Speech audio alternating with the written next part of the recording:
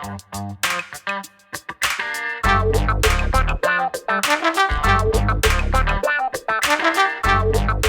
everyone, how you doing? And thank you so much for tuning in to this edition of Let's Be Blunt with Montel, the podcast where we have a real and informed conversation about cannabis, the industry, the policy, the culture, everything at all. I'm your host, Montel Williams, and today's episode is going to focus on a hot button issue that's got a lot of Florida buzzing, the future of adult use cannabis, and what could be the next legislation efforts in the Sunshine State. Joining me today is someone with deep expertise in Florida politics and a long history of working on high-stakes campaigns. Mr. Jamie Miller is here with us today. Jamie has been involved in the political landscape in Florida since 1998, working on presidential campaigns, state elections, and even the infamous 2000 Florida recount. Jamie is also passionate about engaging in communities and shaping policy for good. So we're thrilled to have his insights on this topic today. So Jamie, welcome, and thank you so much for being a part of Let's Be Blunt with Montel today, sir.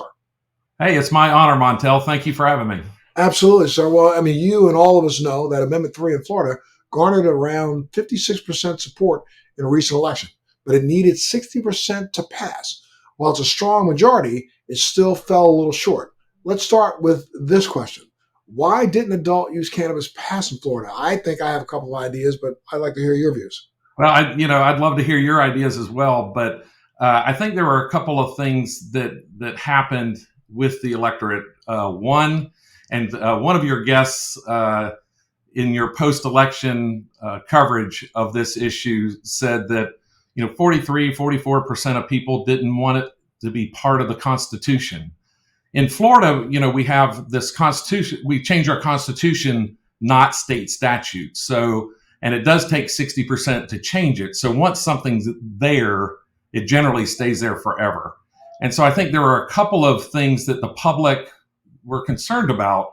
One was, it being in the Constitution. Although I think most people get over that hurdle if they agree with the amendment. The second was the lack of a statewide smoke ban in public. And so there was a lot of chatter about, the legislature, after you pass the amendment, will pass, that you can't have a smoking in public. And so I think that there was some consternation among a few of the undecided folks, or some of those folks who ended up voting against the amendment, that didn't quite trust the legislature to fulfill that promise. There were a couple of other issues. One was that one of the commercials against Amendment 3 was that there was no home grow and that this was going to be a monopoly for one specific company. Now, whether that's true or not, we can debate. I don't know that I'm the legal expert to determine those intricacies. But certainly from a political standpoint, I think those are the 3 or 4 reasons why it fell short. Well, let's hit number 3 for a second. So because Florida is a state where it is a single issue amendment, I don't quite understand why legalizing cannabis as a single issue or cannabis use for adult use is a single issue. All the things about how you administer that is administrative, but you had to have a constitutional amendment for administration. And what I mean by that is the fact that if in fact you legalize adult use, the idea of homegrown, I feel, is an administrative, I don't know. Yeah, so, go ahead. Not to interrupt you, but in Florida, when one of these amendments passed, the legislature, before it's enacted, they call it implementing language, right? So that's, I think what you're touching on is that home grow could have been implementing, the smoking ban could have been implementing. Yes. But, none of those things are guaranteed by the amendment itself. And so I think the people who were supporting it did get caught in a catch-22 where they were it has to be a single issue amendment, like you said. But there were these other issues I think the public wanted answered before, just this small percentage needed to get to vote yes. So moving forward, not that anybody's asked me except for you, and I appreciate you asking me, if they were to put another amendment forward, the legislature could tackle some of these issues prior to the amendment. I see. And so they could pass a smoking ban in public that would include marijuana right now, or during this next legislative session, which starts in March and goes for 60 days. So I think they have the opportunity to answer. But they couldn't pass an administrative kind of a regulation that allows for homegrown. So they have to do the legalization of adult use. Then they could come in and say homegrown. Or would they have to put those two together, and therefore they can't put them together, so it'll never happen? Right. So it has to pass the state Supreme Court's mandate of a single issue. So I think some of these extra issues that were used from a public relations and a campaign standpoint to defeat the amendment could be inoculated through legislation prior to another try. And then you start looking at, is the try better? Last time you had a presidential race with extraordinary turnout, and a candidate that won who was backing this initiative, which is absolutely. And one historically for a presidential candidate. Like you said, I was part of I was a key player in the 2000 election and the recount. And so it was a far cry from 13 points this year to 537 votes in 2000. So, we've had our share of close elections in Florida. This wasn't one. And while Trump did endorse Amendment 3, he didn't really campaign in Florida at all. Florida was kind of a done deal. He spent his time, money, and efforts in other states like he should have. And so I don't know that his endorsement meant quite as much as some people thought it might. And just because he didn't campaign here. But I find that, and I agree with you on principle, but I find it kind of odd, the fact that his endorsement of other things, build a wall, close the border, shut down, drill baby drill, and all those things, that endorsement wasn't part of his it was part of his national campaign, but at the same time, he didn't hit those issues every single time he went out and stumped. Yet people supported all those issues that put him in office right now. So why not this idea of adult use? I mean, I am looking forward to see whether or not he looks at this more from a financial standpoint, in the sense that, again, if in fact he was able to make some sort of a national referendum on the issue, understanding that a rising tide will lift all boats. I mean, once you say, okay, I'm going to reschedule this from 1 to 3, that's going to bring tax dollars into everybody, including the Fed. Right. I think everybody's on board with decriminalization for sure. And, the Trump angle, in a midterm, if they try again in 2026, we'll see if that endorsement continues. I don't know that it matters as much in 2026 as will the gubernatorial race here in Florida. That will be an open seat in 2026. And when you look at that gubernatorial race here in Florida, and the fact that you had a governor in 2024 who literally used taxpayer dollars to, advertise and to basically campaign against an initiative that the taxpayers clearly now show that they are more in favor of, 54 to 46. That's still 4% more in favor.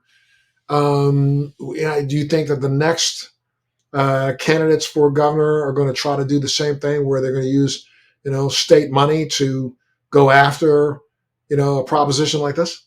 Yeah, I hope not. I'm a conservative, and so I did not like that using tax dollars ever to influence public opinion in with elections. That's just not something that I support. For the most part, I do support Governor DeSantis and his things, but that was one where I disagreed. I disagreed with him.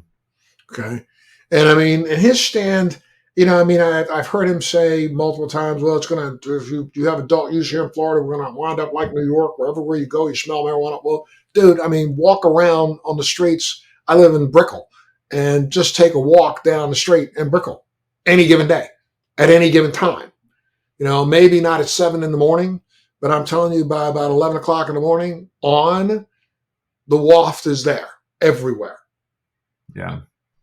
And I think that's one thing that I think the legislature could tackle that would help future efforts. And because I think that, the one thing that I thought the pro Amendment 3 people may have overplayed was child safety. And not that, when an amendment says this is for people, I think it was 21 and over, it might have been 18 and over, but I think it said 21 and over. But this is going to be safer for children who illegally take marijuana. I felt like that kind of set a tone of, I don't want to say distrust in the amendment, but distrust maybe in the intentions of the amendment overall. And I thought that particular issue, while maybe true, I think it could have been tackled in a more tactful way. So now, I mean, again, over 50% of the voters backing Amendment 3. It wasn't a small feat. Now, what's next? I mean, what opportunities do you see on the horizon for, let's say, adult use cannabis in Florida? Unfortunately, I think it will probably have to go through the constitutional amendment. The constitutional amendment process is set up when the public, like you said, the majority of the public wanted this amendment. But I also agree with it, changing the Constitution should have a higher threshold than just 50%. In Florida, it's 60%. Someplace like Nevada, it's 50%, but you have to have it in 2 subsequent elections and to change the Constitution. So there's other states. Florida's not unique, where it takes a higher threshold than just one election at a majority plus one. So I think that they probably, I doubt the legislature implements a adult use cannabis just because 57% of people voted for it. And they'll probably have to go through the amendment process once again. Which then, at least it'll be during a year where, and I'm not saying this as a negative, where Governor DeSantis isn't in office, so therefore he wouldn't be using taxpayer dollars to fight against an initiative that the taxpayers want. Just to split hairs a little bit, not to, in 2026, that election, he will not be up for re-election, but he will be governor. So it would be possible for him to, do that once again. Oh, that's right. I'm sorry. But maybe, from a strategic standpoint, that may have caught people off guard a little bit, and they would be prepared for it this time. Gotcha. And I mean, what do you think? I mean, you've been involved in politics in the state for so long.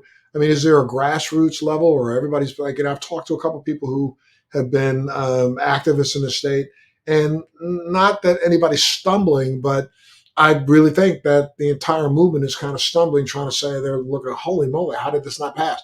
And now what do we do? Now what do we do? I mean, do you feel like there's a grassroots level there that's going to, pick up the mantra and try to move this forward, or you think we're just going to stagnate for a while? In Florida, grassroots, winning a campaign solely on grassroots is tough. We have 11 media markets. And so certainly getting something on the ballot is helpful to have a grassroots movement because of the intricacies of getting a certain number of signatures from each, from a certain number of congressional districts, and the legal mumbo jumbo that goes along with getting something on the ballot to change the Constitution.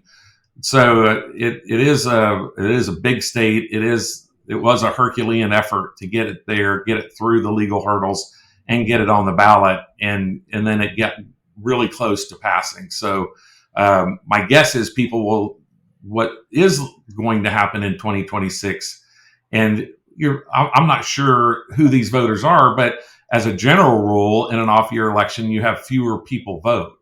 And so does that increase the chances of this passing, or does it decrease it? We're more pro-marijuana people coming out to vote for Trump and voted for marijuana then would show up in an off-year election. That's data I don't have, but I would think that those supporting the amendment would want to get that data really quick. I mean, I would think that from an advocacy standpoint, I mean, those who are advocating for adult use, I'm sorry, I think just need to get busy. I mean, because they have not been busy, and I didn't see, I didn't see or feel, any pressure whatsoever, or even any, walking down the street. I mean, nobody walked up to me and said anything. I didn't, wasn't asked my opinion by any pollster or anybody walking around. I feel like the grassroots level, grassroots effort in the state were sorely missing some really heavy advocacy. That's what I felt.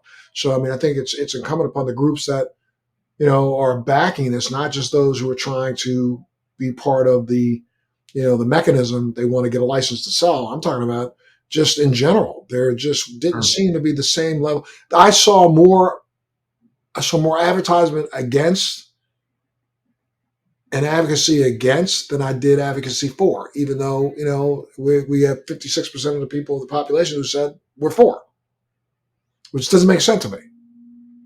Yeah, campaigning is changing overall, so when you and I were younger, it probably wasn't unusual for either one of us to go door to door and knock on a couple hundred doors on a Saturday morning and then go meet up with other people who are knocking on doors and grab lunch.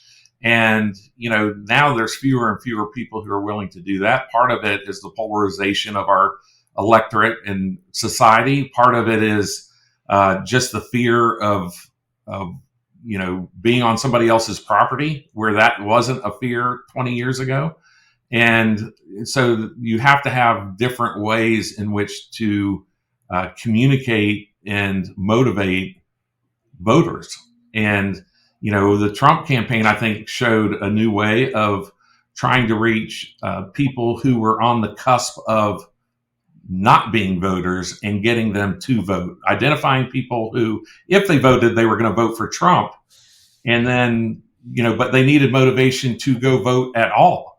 And in that conversation, as being motivated to vote for Trump, Trump seemed to, in the last couple of weeks, last couple of months, his campaign, I guess, against the advice of some of the, older, more staid members of the, political activism groups, those people that were with him were saying, no, you don't need to do this podcast. You don't need to do that podcast. You don't need to. But then he ended up going on a lot of podcasts with a lot of young people. And if you ask the question with young people, I mean, I think, the answer comes back in the high 80 percentile of, the next generation that says, what's the problem with cannabis? All you guys have been shoving this alcohol down our throats. And as we look at what the new Surgeon General just said, alcohol is probably the most dangerous substance that we consume. It's more apt to cause cancers, of at least 5 cancers that you know of. Surgeon General wants to put, a warning on the bottles of alcohol.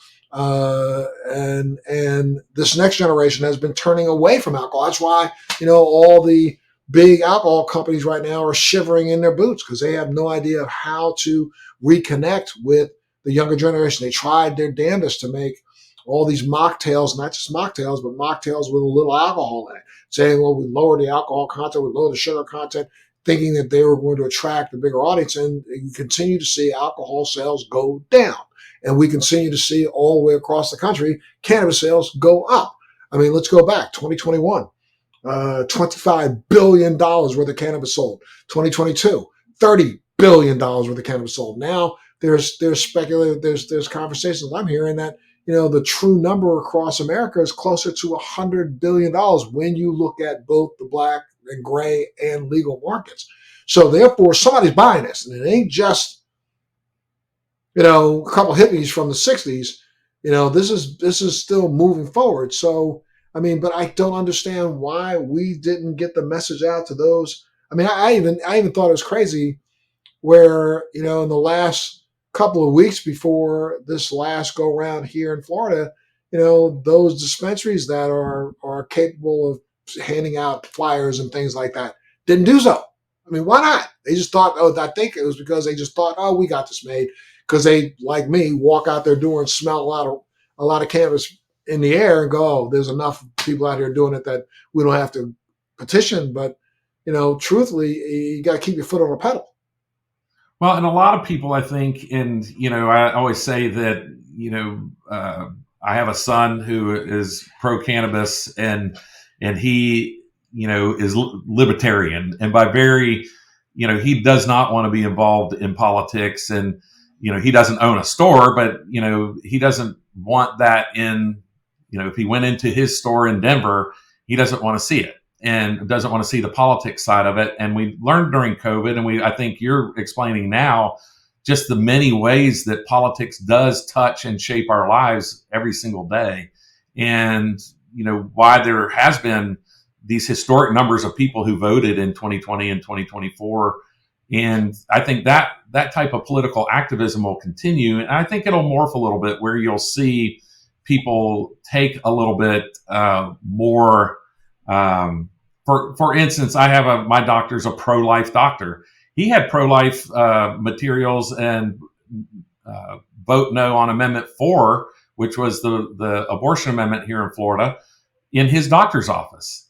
And, so I don't know why people who would support or have in their business would not support something that would help their business. And, so that's either an internal communication problem, or maybe not having the network, or not investing enough in grassroots activity. Because I do think in a state like Florida, certainly most of this is determined by TV and mail.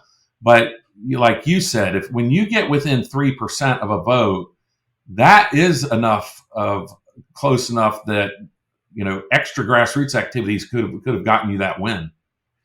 Absolutely. Now, who are some of the key political figures in Florida that are opposing adult use, and maybe some of those that are advocating for it? Who are the ones that we should? So, I know that I live here in Sarasota, Florida. Our Senator Joe Gruters was supportive of the amendment and campaigned hard for it. He's a former chairman of the Republican Party of Florida, and he's a pro-Trump. And I think he actually is kind of the one who got Trump to endorse the amendment through, back channels and discussions and things like that, and the importance of appealing to the majority, right? And so, and as a general rule, I don't think very many people are opposed. It's not the religious right Republican Party of the past, but there are people who the devil's in the details. And I think that's kind of where this amendment lost, was they didn't handle pivoting to public perception of the details of what the opposition was throwing at them. I mean, I've seen numbers recently that show, that we finally broke over 70% of Americans all support some sort of adult use cannabis. And we're in the 90s right now when it comes to supporting medical cannabis. Now, of course, we got a medical, program here in the state of Florida. However, to come in below the national average of support for, especially when you think about libertarians or others who believe that, stay out of my medicine cabinet, stay out of my bathroom, stay out of my living room attitude. I was shocked that it didn't pass this time here. Which strategies do you think would be most effective in trying to counter this misinformation during future campaigns? I think the number one issue is public smoke, and I really think that probably was the 3 to 4% the initiative needed, and it really was never, in my mind, addressed in a major way during the campaign, and except for from the opposition. Like you said, you walk out on Brickell Avenue and you smell it, and if somebody has kids and you're walking their kids in a carriage on Brickell Avenue, they probably don't want to smell it. Right. They probably don't care that people are smoking it. They just don't want to smell it. They don't want their kids to smell it. And so I felt like that was probably that issue in itself would have been, I think, a difference maker if they could have offered something that the public accepted, that tackled the public smoke. And again, going back on that issue, so it would be smarter for the legislation to pass something, public smoking ban at all, cigarettes and anything that's smokable, then go back after an initiative to allow for cannabis. Yeah, I think so. I mean, I don't think most people care when you're vaping it or whatever. I was, I think about my political career and how many times as a Republican consultant I've been on the opposite side of most Republicans. I was a lobbyist for the vaping industry in 2013, 14, when we went to the legislature and they were going to completely outlaw vaping. And we discussed the importance of having that for adults. In fact, helped guide the language and formulate the bill that required you to be 18 to buy vaping products here in the state of Florida. So the vaping industry was at the forefront of that, and I think there's some things that the cannabis industry can be at the forefront of, these regulatory things that need to pass, or that the public was concerned about. So I think they really need to digest where that 4 to 6%, or let's even call it 8% of people, if you want to have a cushion, who would have otherwise supported the amendment, why did they vote no? And I think it is those things I mentioned before, the monopoly of one company. While I think most people who read the amendment kind of didn't really believe that, but that was a major TV commercial, and people, I think, bought into that. And so that it was going to be an amendment, that it was an amendment supported by and would benefit one company and not the little guy. And so I think, that maybe was the, if you're, if the entrepreneur who owns the business, who did not have the pro amendment 3 brochures in their business, they may have thought that, hey, if this thing passes, it might pass me right out of business, because it's going to support the big guy and not the little guy. And I think there were some of those types of issues that could have been addressed by the pro amendment 3 people that didn't seem to be.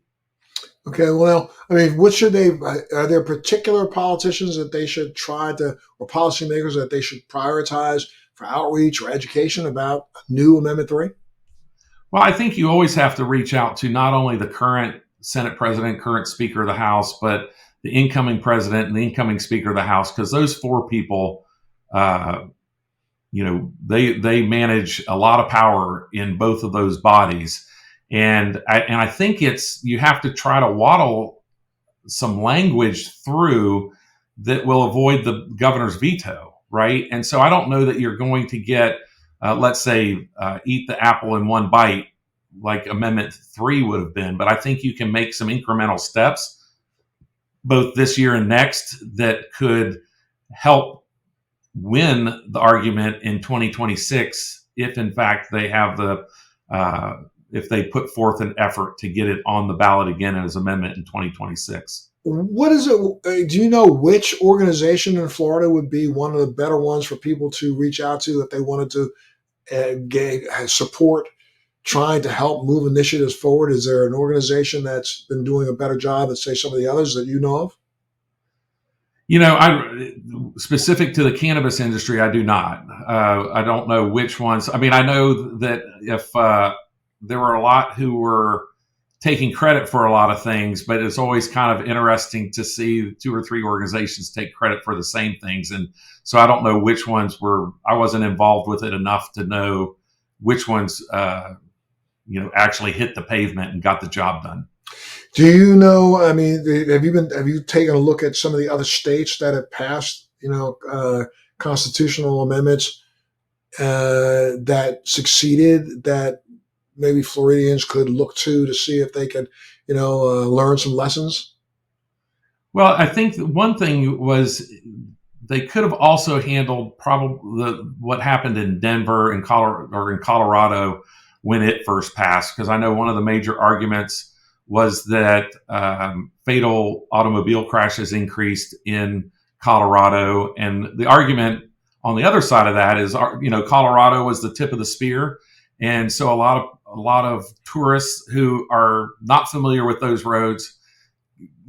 Cannabis tourists went to Colorado, and then there were an extra amount of people who were tourists who were killed in car accidents after taking marijuana. So that was made. They claimed that was the one side claimed that it was an outlier.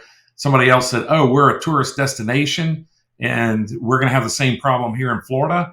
And so I think that's one issue that may also need to be tackled, when you're looking at some of these other states. But looking at other states, you look at states like Nevada, where that's a tourist state. That's one of the top tourist states in the country, and there has not been an increase in automobile deaths there because of cannabis. So I think there's data for everybody, right? It's taking that data and presenting it to the public in a way that they understand it, in a way that inoculates the pro-cannabis movement from the criticisms from the anti-cannabis movement, right? So a lot of it's just positioning over time. Some of this is going to solve itself over time, just because, like you said, the younger generation is like, why isn't this legal? And as they become more prolific voters, it's more and more likely that future amendments pass. And, I throw that out there, but then at the same time, baby boomers who right now, if you really read into, some of the information about cannabis and its benefits and its efficaciousness, we've proven around the world, places like Israel, places like Spain, places like some places in the EU, that cannabis is just as efficacious a medication as some of the other pharmaceuticals that Americans would be apt to stick you on. I mean, here in this country, you go to a doctor, and if you're over the age of 60, chances are you're walking out of that doctor's office with at least one or maybe two scripts for things that you may or may not really have needed. I mean, doctors want to put you on this for precaution or put you on that for precaution. Whereas in places like Israel, they've started to say, wait a second, excuse me, if we can utilize something that is less harmful to you with less side effects to you, why not? So, if you go to Israel right now, I mean, I think somebody's going to check me because I know I may be off. It's either 65 or 70. You automatically get a cannabis card. If you want to go down on several other hospitals and actually retreat and get a prescription filled for cannabis, you can. And they've noticed that people in some of the nursing homes down there that are using cannabis instead of some of the other prescription medications have better outcomes on the other end. So, I mean, it's things like this that I think, and in places, I think, what is it called? The villages. I mean, you go up there right now and you want to talk about wafting, you can smell cannabis in the air anywhere you walk up there. Well, I grew up where the villages are now. It was watermelons and cow pastures when I grew up there, but you're exactly right. It's interesting how, and that may be somewhat of a challenge that the pro-cannabis crowd has in Florida, is that because we have medical marijuana, and if you want it, you have a pretty easy access to it and legal access to it, and we're not throwing people in jail over it anymore, and or not to the great extent that we were even probably 10 years ago. I wrote something in my blog in 2017 where there were about 3,000 prisoners in Florida at $30,000 a year who were nonviolent criminals who were in prison for 2 to 3 years for holding personal amounts of marijuana. And, I've been a long advocate for the decriminalization. Number one, it's, if you're clogging up your prisons for nonviolent personal use products, that's probably not a good use of tax dollars. Right. And how can supporters better communicate the economic benefits of cannabis legalization to the public? Because, I mean, it does come along. You've been taking a look at, even though I am not a proponent of, or do I agree with, the tax structures in any of the states that have, have adult use. I mean, I think it's ridiculous the level of taxes that they have put on one industry that does nothing but shore up the gray and black market. With the exception, I think it's Missouri. not Missouri, Minnesota, I think, passed a law recently where they have blocked the taxation of above 12%, I think. And I don't, I see that as okay, but there should be, cannabis should not be taxed any greater than any other product in the state. I'm always for less taxes, not more. And I agree with you that, when I look at some of these other states, they seem to get a little greedy, right? And they're like, oh, we're going to tax marijuana so high that it makes the black market marijuana, more effective, which also kills the argument of, oh, we're going to protect children, right? Because Right. I mean, they're going to go. Kids and poor people are going to go where it's cheapest. Any state that you see has a 18% or higher tax on adult use cannabis is literally just fueling a black market to be at least 3 times greater than their green market. And certainly, I think everybody is facing some level of fentanyl crisis. I'm not sure what the percentage of marijuana has at least some traces of fentanyl on the black market, but that's a real fear. I know of, I have grandchildren. I have a lot of my friends still have children of school age, and that's a real fear of theirs, is that, the kids go out and just happen to get something that has too much of something that's not natural but tainted. Oh, absolutely. And then we're looking at right now this whole argument between hemp-based products and cannabis-based products, which is just as ridiculously arbitrary and capricious as it could be. The fact that we set some number up and said, oh, if it's less than this percent, then therefore we bless it, but then you can use chemicals to extract a higher percentage of the active ingredient, but as long as it came out of hemp, it's still legal. And those chemicals then are residually left in the product, so therefore making it a dirtier product, I believe. It's just been ridiculous that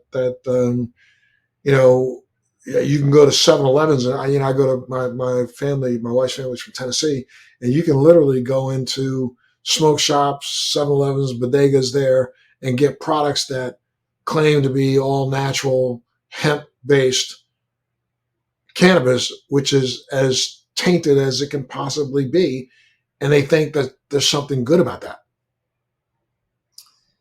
Yeah, I mean, I'm not as knowledgeable on what those chemicals are and what they would, how they negatively impact people, but it's certainly, I'm always for consistency within the law.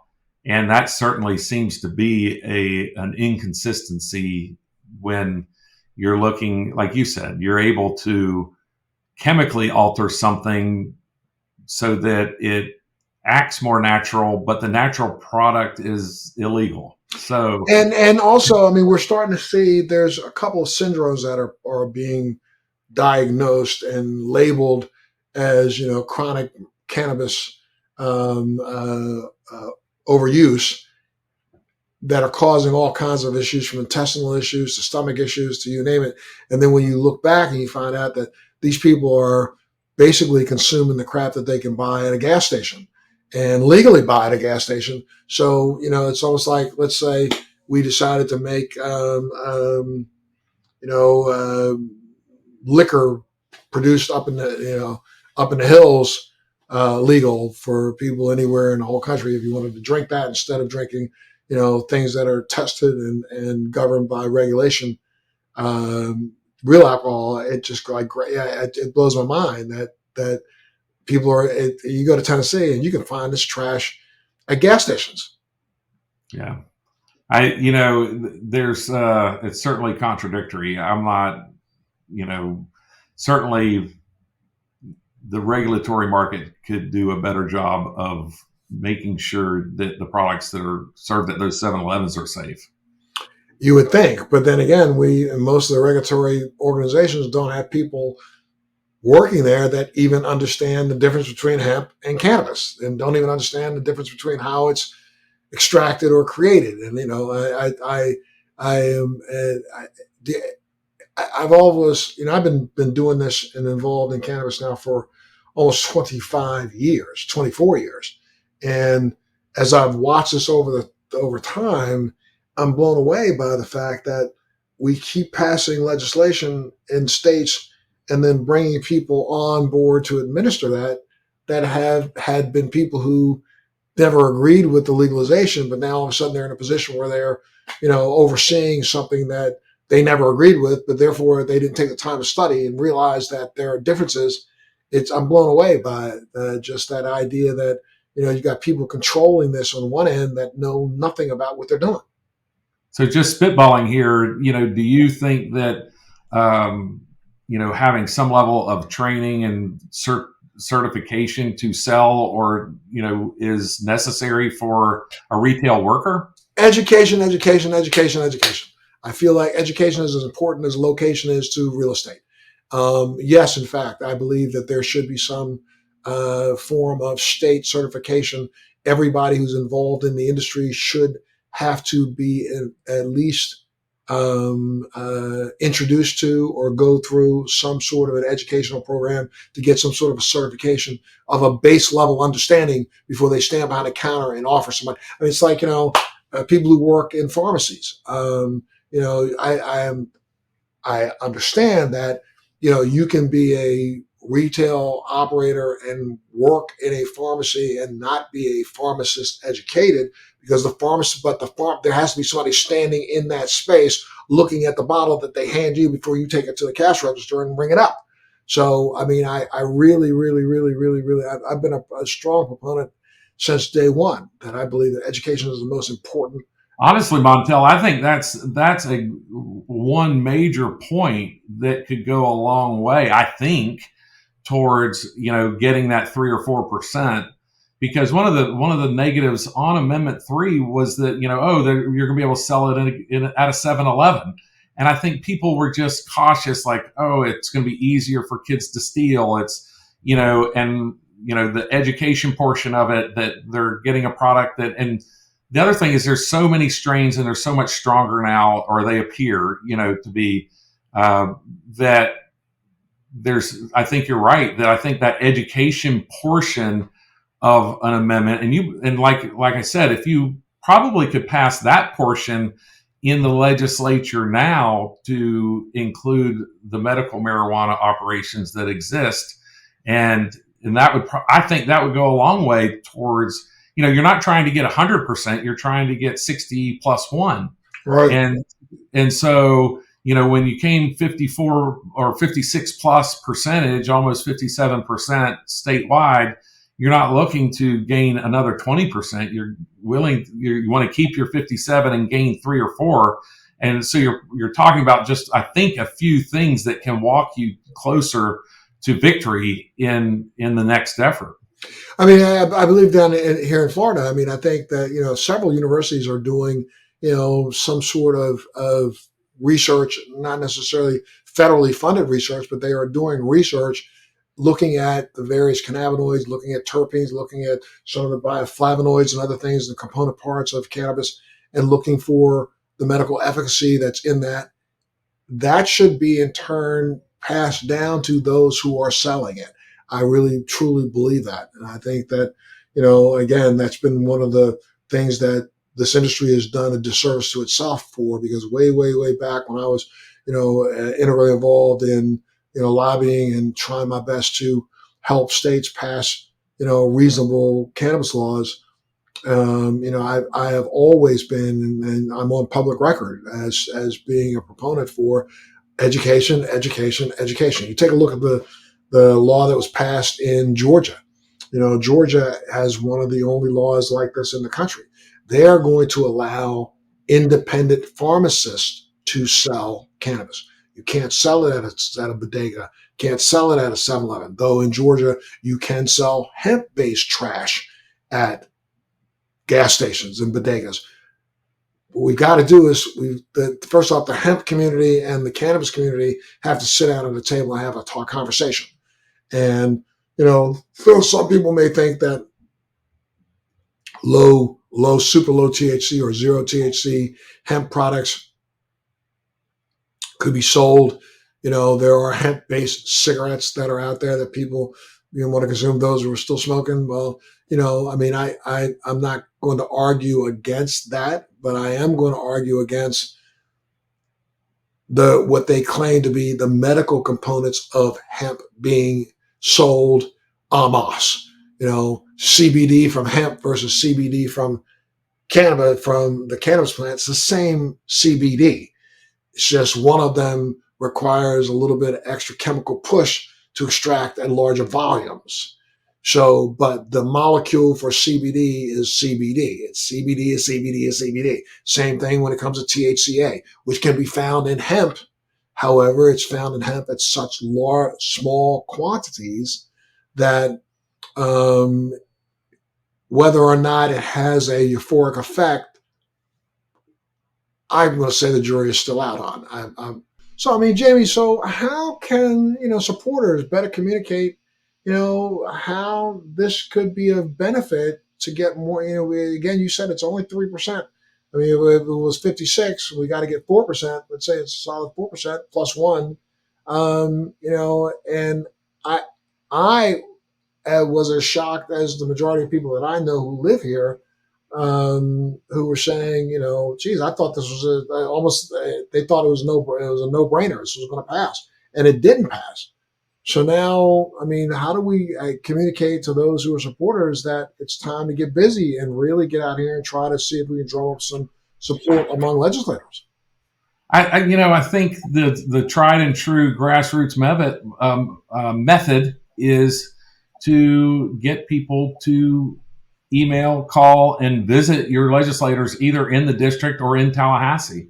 And that still makes a difference. I've been in legislative offices where, their hair is just caught on fire over 12 emails from constituents. Now, they'll make sure they're constituents and not just, so I encourage people to not blanket 160 legislators, but if you are from Broward County and you have 5 House members or whatever the number is down there and 2 or 3 state senators, I don't think there's anything wrong with people emailing all of them, whether they're in your district or not, and saying, hey, I'm from Broward County and I support this. And, if you're from Broward County and you're emailing somebody up in Jacksonville, it's not going to carry the same amount of weight. But if you know people in Jacksonville, you should encourage them and help them by letting them know their legislators' email address, their phone numbers, or even organize a trip to Tallahassee with a half a dozen or so people and walk through the halls of the Capitol and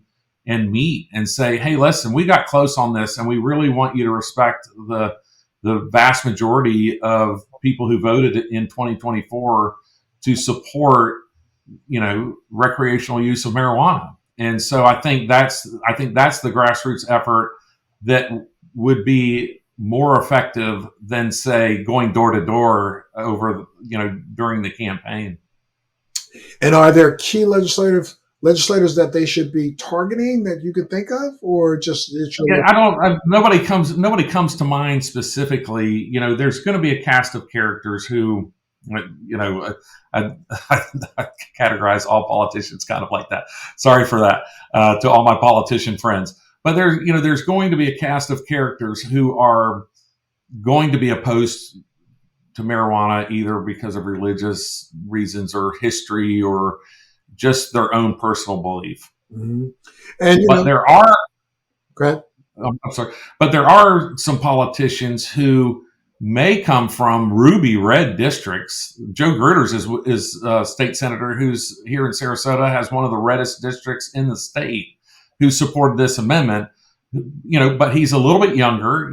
He's not, and he's also someone who is willing to listen to people on all subjects. And I think that's most of our legislators, whether they're Democrat or Republican. And I think if you want to have a reasonable discussion with them, most people are open to that discussion. You may end up walking out of there disagreeing, but I think you will bring newfound respect to your movement if you go through that effort. This has been such a rewarding and insightful conversation, sir. Let me end with the thing that most people hate to hear from me, but put your crystal ball on. What do you think is going to happen in the next couple of years, especially here in Florida? Do you think this is something that's going to move forward or what? I do think they move forward with a constitutional amendment. And I think there are going to be, it may be slightly different language just to ensure to the public that, it's not a monopoly. It doesn't impact home grow, and it, that the smoke issue is either been tackled, or you have enough legislators who sign on to supporting the amendment that they commit that the smoke issue, the public smoke issue, will be addressed in the implementing language. Gotcha. And Jamie, if people wanted to reach out to you just to see if they could pick your brain or get a little expertise, do you have a website? Do you have a... Yeah, absolutely. You can reach me at Reasonable Arguments on Substack, YouTube, or reasonablearguments.com. Okay, there you go, reasonablearguments.com. Well, thank you so much. And to our listeners, make sure you reach out if you want to get some... Thank you for having me on. It's been a real honor. Yes, sir. Real pleasure and honor to meet you, sir. And tell your wife I said goodbye, and make sure you guys, love each other. Stay focused on taking care of that family, all right? We do. Thank you very much. Well, sir, I can't thank you enough for your expertise. It's very clear that Florida is on the cusp of something really big. I hope this conversation gives our listeners a clearer picture of what's at stake and what they should do. And reach out to your local legislator. Let them know how you feel, and let them know that, you really want to see this as a constitutional amendment, maybe midterm or for the next presidential election. But we want to get this done. And I hate to think that we have to wait another 4 years. I really do. But Jamie, I want to thank you so much for being a part of the show, sir. You always have a home here whenever you want. Love to have you back. And to our listeners, make sure you keep tuning in to Let's Be Blunt with Montel. Thanks for joining me on Let's Be Blunt with Montel. Please make sure you're subscribed and hit the bell to be notified when new episodes post each week. We'd love to hear your feedback also, so please send us your comments. Military Makeover is so grateful for the support of Purple Heart Homes, a nonprofit organization that rebuilds and transforms the homes for our veterans. Our heroes come home with sacrifices most of us can't imagine. As a veteran myself, I've been there and founded Purple Heart Homes to help. When I tell the story of Purple Heart Homes, it's the freedom to not have to depend on somebody else to do the simple everyday things in life. Visit phhusa.org/makeover to learn how you can help.